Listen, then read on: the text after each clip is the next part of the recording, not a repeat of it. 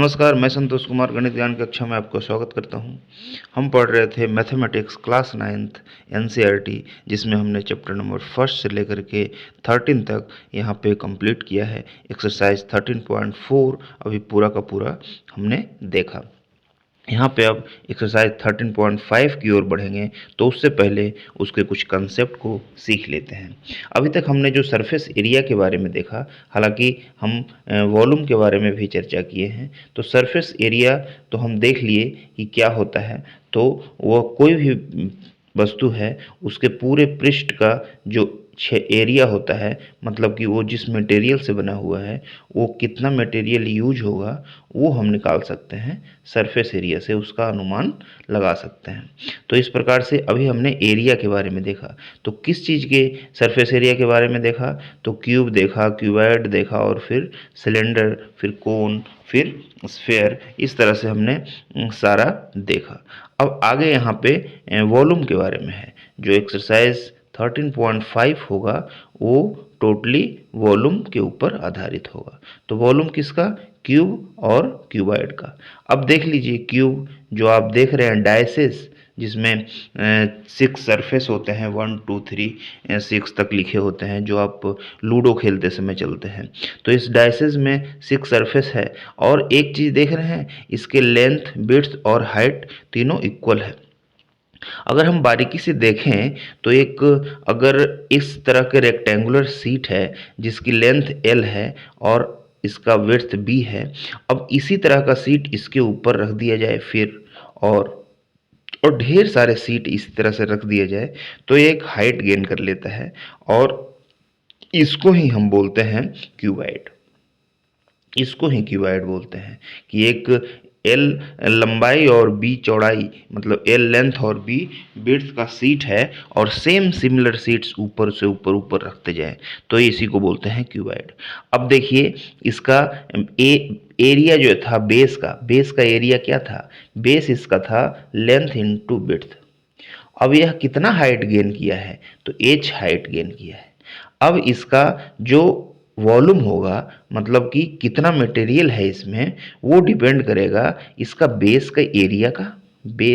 का एरिया जो होगा उस पर डिपेंड करेगा, और दूसरा हाइट कितना गेन किया है उस पर डिपेंड करेगा।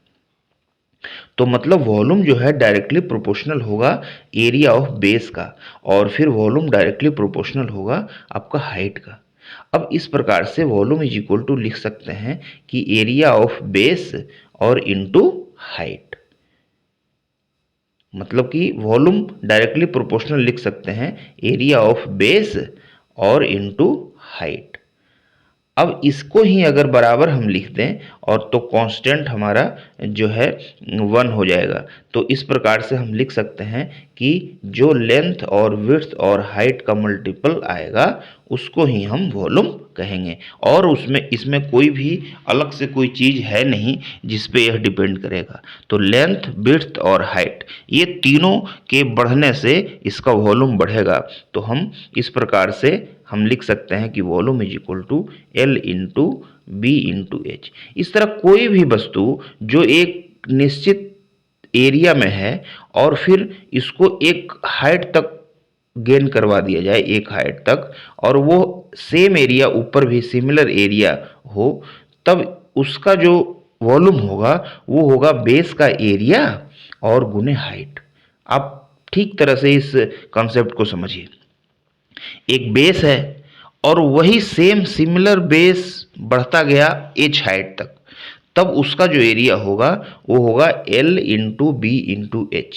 यानी कि एल बी तो हो गया आपका बेस का सरफेस एरिया, और एच हो गया हाइट, मतलब बेस का एरिया गुने हाइट। अगर सिमिलर है तब, लेकिन जब हम कोन को देख रहे थे तो यह एक सिमिलर नहीं था, यहाँ पे तो सर्कुलर था, लेकिन यह धीरे धीरे धीरे धीरे सर्किल का डायमीटर कम होता गया, और लास्ट में टिप पे जा कर के यह 0 के बराबर हो गया। तो इस केस में एरिया ऑफ बेस गुने हाइट हम नहीं लगा सकते, क्योंकि यह बदल रहा है। यह जैसे ही हम बेस से ऊपर जा रहे हैं तो इसके लेंथ, हाइट, इसका रेडियस जो है इसका सर्कुलर पार्ट का वो बदल जा रहा है, तो यहाँ पे हम वो रूल नहीं लगा सकते। तो आइए देखते हैं क्यूब का एरिया क्या होगा। तो क्यूब में क्या होता है कि लेंथ विड्थ हाइट तीनों इक्वल होता है, तो एरिया है यहाँ पे क्या हो जाएगा, length into width into height, और तीनों अगर ए के बराबर हम लिख दें तो क्या हो जाएगा, इसका एरिया ए इंटू ए। आप जानते हैं कि 3 बार अगर ए को इस तरह गुणा कर दिया तो इसे एक स्मॉल फॉर्म में लिखा जाता है ए टू द पावर क्यू, इस प्रकार से इसको लिख सकते हैं। अब अगर क्यूबाइड का एरिया तो आप जान ही लिए, क्यूबाइड का एरिया होता है आपका एल बी एच। अगर इस प्रकार से आपका क्यूबाइड बन गया तो इसका एरिया होगा आपका L into B into H. ठीक है, क्यूबाइड आपके घर में देखिए उदाहरण, माचिस का डिबिया जो है वो भी है, लूडो का डाइस क्यूब है, माचिस का डिबिया क्यूबाइड है, ईंट है आपका। अगर आपका रूम, जिस रूम में आप बैठे हुए हैं वो भी एक क्यूबाइड है जिसमें length into width into height है। तो इस प्रकार से आप देख सकते हैं। तो आइए अब इसके देखते हैं कि उदाहरणों को क्या है। तो एग्जाम्पल नंबर 11 जो हमारा है ये है, ये बाल ऑफ लेंथ 10 मीटर। देखिए बाल का लेंथ दिया गया है 10 metre, was to be built, ये बनना है, क्या बनना है, तो 10 मीटर का बाल बनना है। क्रॉस एन ओपन ग्राउंड, एक ओपन ग्राउंड के cross. The height of the बाल इज 4 मीटर, हाइट भी दिया गया है 4 मीटर और लेंथ दे दिया था आपका 10 metre. And the thickness of the wall 24 metre, और थिकनेस भी दिया गया है 24 मीटर बाल का थिकनेस है। This wall is to be built up with bricks whose dimension are 24, 12 and 8 centimetre. How many bricks would be required. तो देखिए यहाँ पे एक ब्रिक्स का डायमेंशन दिया गया है और पूरा बाल बनाना है, तो पूरे बाल जो बनना है उसका वॉल्यूम निकाल लीजिए और 1 ब्रिक्स का वॉल्यूम निकाल लीजिए। अब इस प्रकार से आपके पास 2 वॉल्यूम आ गए, एक जिस चीज से बाल बनना है और दूसरा बाल का वॉल्यूम आ गया। अब बाल के वॉल्यूम को अगर एक ब्रिक्स के वॉल्यूम से अगर डिवाइड कर देंगे तो नंबर ऑफ ब्रिक्स आ जाएगा। आप समझ रहे हैं इस चीज को। अब जैसे देखिए यहाँ पे मैं आपको एग्जांपल दे करके एक चीज बताता हूँ कि जैसे इस प्रकार से एक बड़ी, बहुत बड़ी चीज इस तरह से बनी हुई है। अब यह जो बनी हुई है टाइल्स से बनी हुई है, ठीक है, फर्श आपका है। अब आपका ये 1 मीटर के टाइल्स का फर्श को देख सकते हैं, इस प्रकार से बनी हुई है। तो आप क्या करते थे बताइए, आप जब एरिया पढ़े थे तो इसमें हम क्या करते थे, 1 2 टाइल इधर है और 1 2 3 4 5 6 टाइल इधर है, तो हम क्या करते थे, इसको इससे मल्टीप्लाई कर देते थे, यानी 6 इंटू 2 यानी कि 12 टाइल्स हो गया। नहीं, अगर एक फीट और 1 फीट का टाइल है तो 12 स्क्वायर फीट इसका एरिया हो जाएगा। और अगर एक टाइल का निकालना है तो हम क्या करेंगे, 12 स्क्वायर फीट पूरा है और एक टाइल का एरिया 1 है तो 12 बाई 1 कर देंगे, यानी कि इसमें 12 टाइल लगेगा।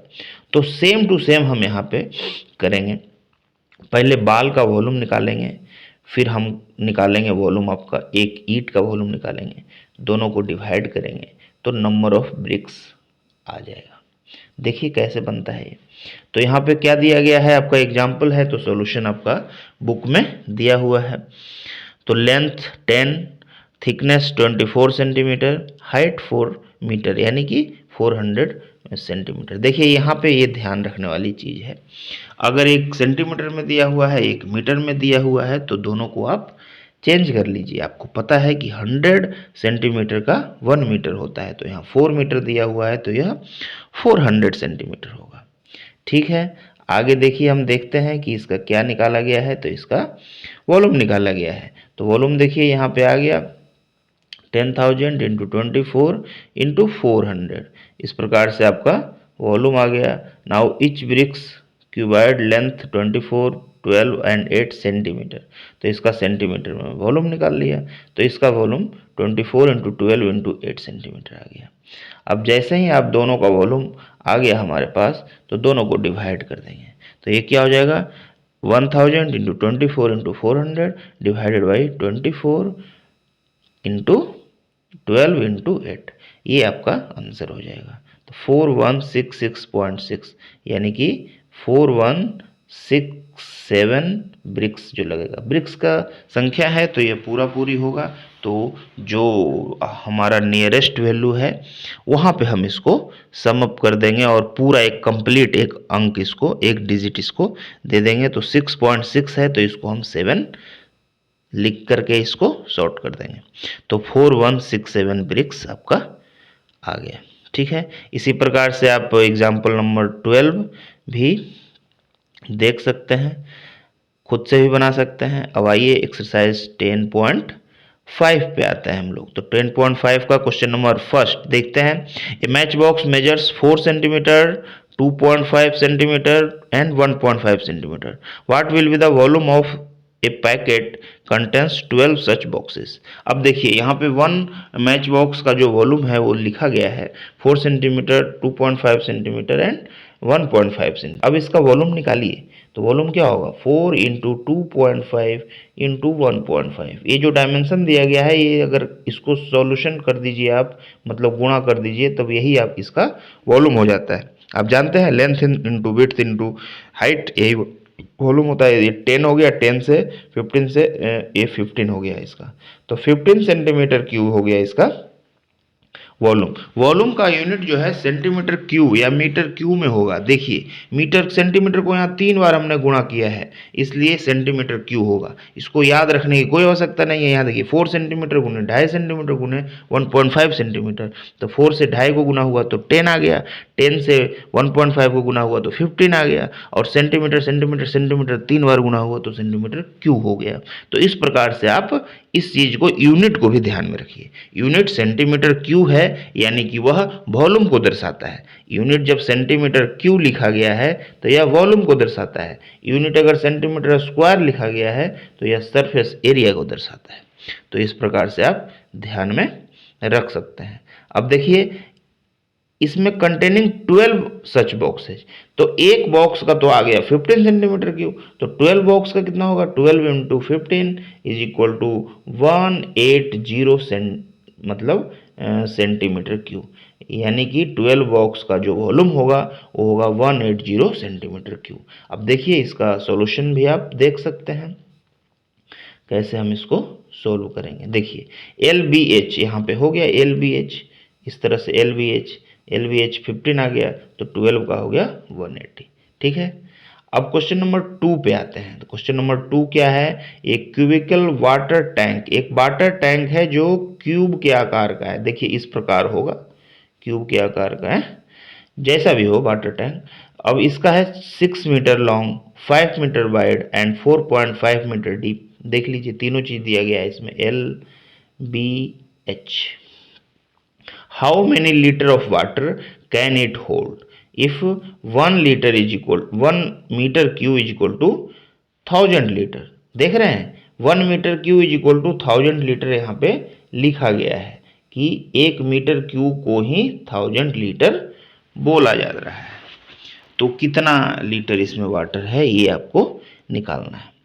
इसके बाद हम पढ़ेंगे तो वॉल्यूम का जो लीटर जो है कंसेप्ट, वो हम आपको बताएंगे थोड़ा सा। चलिए पहले क्वेश्चन सोल्व कर लेते हैं। तो यह टैंक का जो कैपेसिटी है वो क्या है 6.5 और 4.5, तो इसका वॉल्यूम निकाल लेंगे 6.5 इंटू 4.5। टैंक का कैपेसिटी जो है लेंथ विड्थ और हाइट यही तीनों पे निर्भर करेगा, तो वॉल्यूम जब निकालेंगे तो इन तीनों को मल्टीप्लाई कर देंगे। केवल निर्भर ही नहीं करेगा, इन तीनों के बढ़ने से बढ़ेगा और इन तीनों के घटने से घटेगा, इसलिए वॉल्यूम हो गया length into width into height. अब इस तरह से अगर इसको सोल्व करेंगे तो 6.5 या 30 और 30 को अगर 4.5 से मल्टीप्लाई करेंगे तो ये हो जाएगा 3 इंटू 45, यानी कि आपका हो जाएगा 135। तो 135 मीटर क्यूब हो जाएगा। अब इसको लीटर में चेंज करना है, तो 1 मीटर क्यूब में 1000 लीटर है, तो 1 मीटर क्यूब जब 1000 लीटर होल्ड कर मतलब बराबर है, तो 135 मीटर क्यूब कितना होगा, तो 135 इंटू 1000, तो 135,000 लीटर। इस तरह से आपका आंसर आ गया। देख लीजिए इस तरह से क्यूबिकल शेप होगा जिसका हाइट विड्थ और लेंथ जो दिया गया है वो होगा, और फिर उसका हम वॉल्यूम निकालेंगे और 1000 1 मीटर क्यूब का 1000 लीटर है तो उतने का हो जाएगा उतना 1000 लीटर, तो 135,000 लीटर यहाँ पे हमारा आंसर आ गया। देख लीजिए क्वेश्चन क्या है। तो देखिए 6, 5 और 4.5 को मल्टीप्लाई किया तो 135 मीटर क्यूब आ गया। अब फिर यहाँ पे देखिए 1 मीटर क्यूब में 1000 तो इतना में इतना गुने 1000 यानी कि 135,000, इसमें 1,35,000 लीटर पानी जो इस टैंक में आएगा। इस प्रकार से हमने question number first and second दोनों देख लिया। अब देखिए हमने जो बोला था आपको कि वॉल्यूम के कंसेप्ट को समझेंगे, लीटर और सेंटीमीटर क्यूब और मीटर क्यूब क्या होता है इसको समझेंगे। तो देखिए हम बोलते हैं 1 लीटर, हम बोलते हैं 1 लीटर, तो 1 लीटर क्या है, वॉल्यूम ही तो है। कि जैसे एक बोतल है, एक इसमें 1 लीटर पानी आ रहा है, तो ये क्या है, इसका वॉल्यूम है। अब 1 लीटर का भी बोतल होता है, आधे लीटर का भी बोतल हो सकता है इस तरह से, तो ये क्या है, इसका वॉल्यूम है। तो वॉल्यूम जो लीटर है उसका क्या रिलेशन है सेंटीमीटर क्यूब और मीटर क्यूब से, ये हम आपको बताने वाले हैं।